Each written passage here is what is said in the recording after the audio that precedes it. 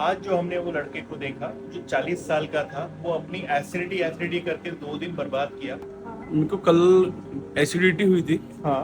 और क्या बोलते रहे, खाना खाने के बाद उल्टी हुई और उल्टी के बाद हल्का सा पेन हो रहा था।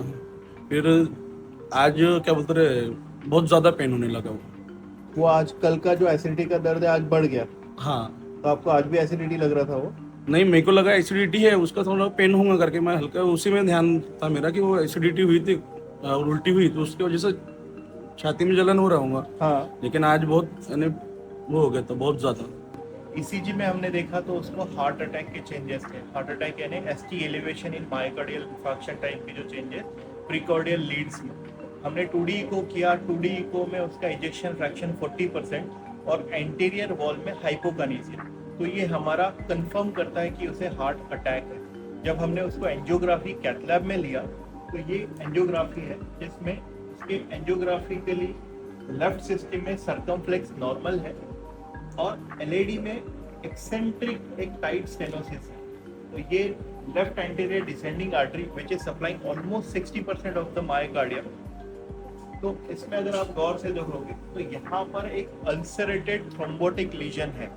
तो यहाँ पे ये यंग इंसान है जो अल्सरेटेड थ्रोम्बोटिक लीजन है।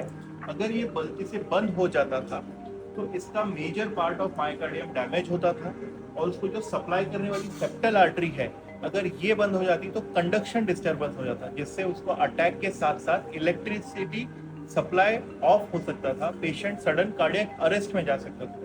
तो इमीडिएटली हमारे टीम ने उसको कैथ लैब टेबल में लिया। हमने इसको कंफर्म करके रिलेटिव से जब बात किया तो रिलेटिव्स रेडी थे। हमने तुरंत इसको प्राइमरी एंजियोप्लास्टी मायोकार्डियल इंफार्क्शन के हिसाब से लिया और हमारा प्लान था एक सिंगल स्टेंट पे एंजियोप्लास्टी करना। तो हमने जब इसको चालू किया तो ये वायरिंग सिस्टम है। हम रेडियल आर्टरी के थ्रू, गाइड के थ्रू वायर क्रॉस किए।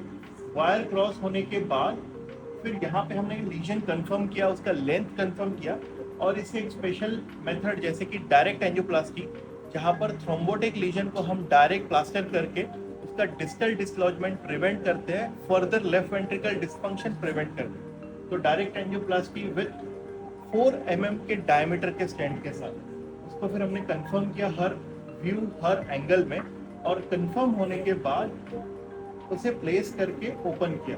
तो ये 4O का स्टेंट है, उसको पूरी तरह कंफर्म करके ओपन करके डिफ्लेट किया, कंफर्म किया। फिर फर्दर सेप्टल के पहले 4 mm का फिर से एक बलून किया, जो छोटा बलून है, so that we can expand the stent in proximal LAD. तो ये कंप्लीट होता है हमारा angioplasty. Patient immediately symptoms wise relief हुआ। पेशेंट को हमने आईसीयू में शिफ्ट किया। आज के लिए वो आईसीयू में रहेगा। आईसीयू में रखने का मकसद ये है कि आईसीयू में रखने के बाद हम उसको मॉनिटरिंग करेंगे, ब्लड प्रेशर, हार्ट रेट। हमने जो ट्रीटमेंट किया वो ब्लॉक का ट्रीटमेंट था। इसके बाद का जो ट्रीटमेंट रहेगा वो हार्ट अटैक का ट्रीटमेंट रहेगा। फर्दर हार्ट फेलियर में न जाए इस वजह से ये करना मस्ट था। आज वो आईसीयू में, कल भी उसको हम स्टेबल करेंगे और उसके बाद रूम में शिफ्ट करके रिहैबिलिटेशन के प्रोग्राम के लिए शिफ्ट करेंगे।